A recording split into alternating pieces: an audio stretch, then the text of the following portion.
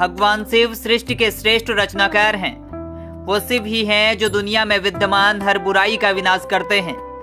जब जब पृथ्वी पर पाप या अहंकार बढ़ा तब तब भोलेनाथ ने या तो खुद उसका विनाश किया या उनके स्वरूपों ने पृथ्वी पर जन्म लिया। पृथ्वी के मानव ही नहीं, कई बार ईश्वर भी अहंकार में लिप्त हो जाते हैं और उनके अहंकार का नाश करने के लिए भगवान शिव को अपना काल अवतार धारण करना पड़ता है। नमस्कार, द प्रवाह में आपका स्वागत है।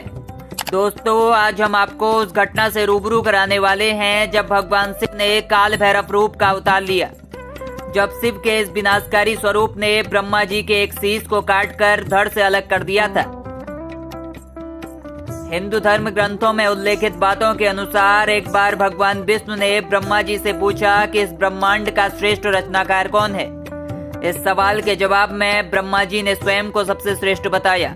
ब्रह्मा जी का उत्तर सुनने के बाद भगवान विष्णु उनके शब्दों में समाहित अहंकार और अति आत्मविश्वास से क्रोधित हो गए और दोनों मिलकर चारों वेदों के पास अपने सवाल का उत्तर जानने के लिए गए। सबसे पहले वे ऋग्वेद के पास पहुंचे। ऋग्वेद ने जब उनका सवाल सुना तो कहा कि इस सृष्टि में शिव ही सबसे श्रेष्ठ हैं। वो सर्वशक्तिमान हैं और सभी जीव जंतु उन्हीं में समाहित हैं। जब ये सवाल यजुर्वेद से पूछा गया तो उन्होंने उत्तर दिया कि यज्ञों के द्वारा हम जिसे पूछते हैं वही सबसे श्रेष्ठ है और वो शिव के अलावा और कोई हो ही नहीं सकता। सामवेद से सवाल पूछने पर उन्होंने भी यही उत्तर दिया। विभिन्न साधक और योगी जिसकी आराधना करते हैं वही सबसे श्रेष्ठ है, जो इस पूरे विश्व को नियंत्रित करता है। वो त्र्यंबकम यानी शिव हैं।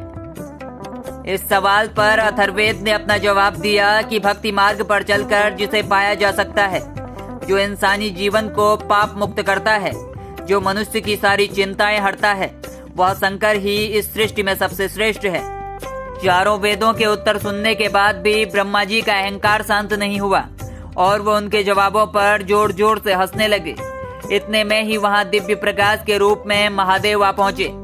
शिव को देखकर ब्रह्मा जी का पांचवा शीश क्रोध की आग में जलने लगा। क्रोध की अग्नि में कहीं ब्रह्मा जी का सारा शरीर जलकर समाप्त न हो जाए, ये सोचकर भगवान शिव ने अपने एक अवतार की रचना की और उसे काल नाम देकर कहा कि ये काल यानी मृत्यु का राजा है।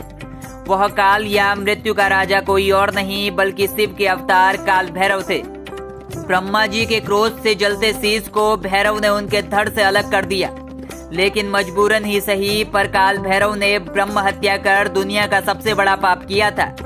इसीलिए भगवान शिव ने भैरव को संपूर्ण सृष्टि की परिक्रमा कर सभी तीर्थ स्थानों में जाने के लिए कहा, ताकि उन्हें ब्रह्म हत्या के पाप से मुक्ति मिल सके।